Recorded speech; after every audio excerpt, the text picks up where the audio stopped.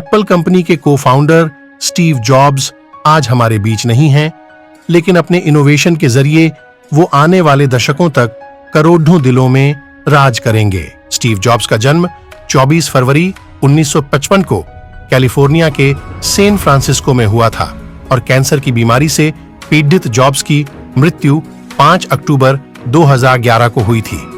Jobs 12 जून 2005 को Stanford university के एक प्रोग्राम में शामिल हुए, जहां उन्होंने अपने जीवन का सबसे प्रसिद्ध भाषण स्टे हंगर स्टे फूलिश दिया। इस स्पीच में उन्होंने अपने जीवन से जुड़ी 3 कहानियां सुनाई थीं। स्टीव जॉब्स ने बताया, मुझे कॉलेज से निकाल दिया गया था, लेकिन ऐसा क्यों हुआ? इसे बताने से पहले मैं अपने जन्म की कहानी सुनाता हूं। मेरी मां कॉलेज छात्रा थी और अविवाहित थी। उसने सोचा कि वह मुझे किसी ऐसे दंपति को गोद देगी जो ग्रेजुएट हों।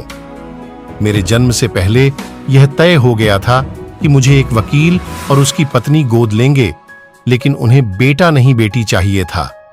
जब मेरा जन्म हुआ तो मुझे गोद लेने वाले पेरेंट्स को बताया गया कि बेटा हुआ है, क्या वो मुझे गोद लेना चाहते हैं, और अचानक वो तैयार हो गए। मेरी मां को जब पता चला कि जो पेरेंट्स मुझे गोद ले रहे हैं वो ग्रेजुएट नहीं है, तो उन्होंने मुझे देने से मना कर दिया। कुछ महीनों बाद मेरी मां उस समय नरम पड़ी जब मुझे गोद लेने वाले पेरेंट्स ने ये वादा किया कि वो मुझे कॉलेज भेजेंगे। 17 साल की उम्र में मुझे कॉलेज में दाखिला मिला। पढ़ाई के दौरान मुझे लगा कि मेरे माता पिता की सारी कमाई मेरी पढ़ाई में ही खर्च हो रही है। मुझे समझ में नहीं आ रहा था कि मैं अपने जीवन में क्या करूंगा।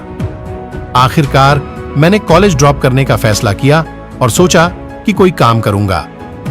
उस समय यह निर्णय शायद सही नहीं था, लेकिन आज जब मैं पीछे देखता हूं तो मुझे लगता है कि मेरा निर्णय बिल्कुल सही था। उस समय मेरे पास रहने के लिए कोई कमरा नहीं था, इसलिए मैं अपने दोस्त के कमरे में जमीन पर ही सो जाता था। मैं कोक की बॉटल्स बेचता था ताकि जो पैसा मिले उससे खाना खा सकूं। खाने के लिए मैं 7 मील चलकर कृष्ण मंदिर जाता था। रीड कॉलेज कैलीग्राफी के लिए दुनिया में मशहूर था। पूरे कैंपस में हाथ से बने हुए बहुत ही खूबसूरत पोस्टर्स लगे थे। मैंने सोचा कि क्यों ना मैं भी कैलीग्राफी की पढ़ाई करूं। मैंने शेरिफ और सैन शेरिफ टाइपफेस, सिरिफ एंड सान सेरिफ टाइपफेसेस सीखे। मैंने इसी टाइपफेस से अलग अलग शब्दों को जोड़कर टाइपोग्राफी तैयार की, जिसमें डॉट्स होते हैं। 10 साल बाद मैंने पहला मैकिन्टॉश कंप्यूटर डिजाइन किया। खूबसूरत टाइपोग्राफी के साथ यह मेरा पहला कंप्यूटर डिजाइन था।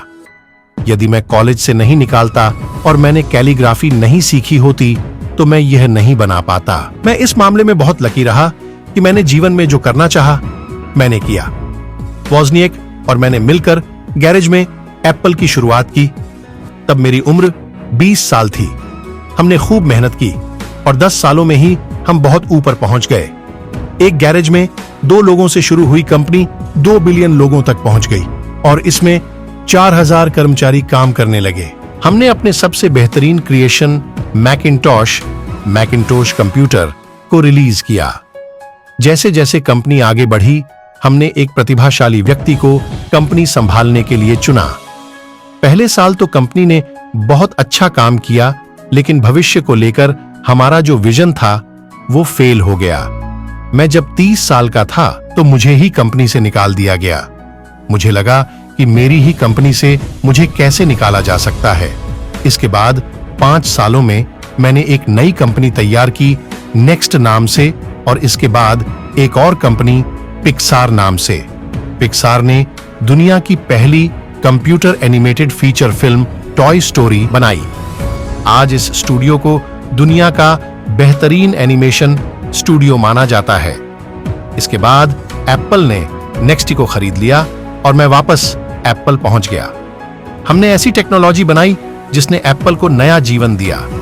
मुझे लगता है कि यदि मुझे एप्पल से नहीं निकाला होता तो मैं यह सब नहीं कर पाता। कभी कभी जीवन में ऐसे पल भी आते हैं, लेकिन हमें इससे घबराना नहीं चाहिए। आप अपनी मंजिल पर नजर रखें और आगे बढ़ते रहें। जीवन में कोई ना कोई उद्देश्य होना बहुत जरूरी है, इसके बिना आगे नहीं बढ़ा जा सकता। जब मैं 17 साल का था तो मैंने एक कोटेशन पढ़ा था जो कुछ ऐसा था, आप हर दिन यह सोचकर जियो कि आज आखिरी दिन है तो एक दिन ऐसा जरूर आएगा जब सही में आखिरी दिन हो। इस बात ने मुझे बहुत प्रभावित किया।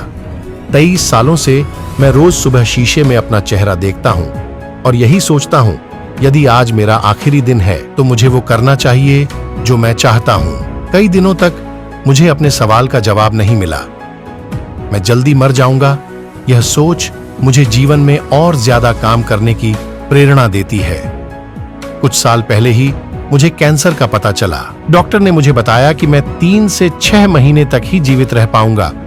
मुझे कहा कि मैं अपने परिवार वालों को अपनी बीमारी और अपने काम के बारे में बता दूं। मैंने अपना इलाज करवाया, सर्जरी हुई, अब मैं बिल्कुल ठीक हूं। मैंने बहुत ही नजदीक से मौत को देखा। कोई भी मरना नहीं चाहता, लेकिन मौत एक सच्चाई है जिसका सामना सभी को एक दिन करना है।